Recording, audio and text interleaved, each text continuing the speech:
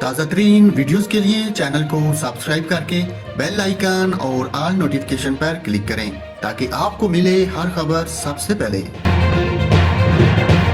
ناظرین، وفاقی وزیر داخلہ رانا ثناءاللہ کا کہنا ہے کہ عمران خان کو ہمارے ساتھ بیٹھنا پڑے گا، بات کرنی پڑے گی۔ عمران خان اتنا آسان نہ سمجھے، وزیر اعلیٰ پنجاب کے انتخاب کے دن کچھ اور بھی ہو سکتا ہے۔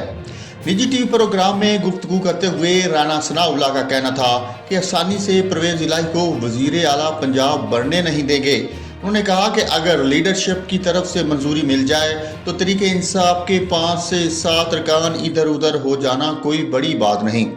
دوسری جانب پیپل پارٹی کے رہنما قمرالزمان کیرا کا کہنا ہے کہ اگر واقعی پی ٹی آئی کے کچھ لوگ ناراض ہیں اور وہ پرویز الہی کو ووٹ ڈالنے نہیں آتے تو پھر وہ کیا کر لیں گے۔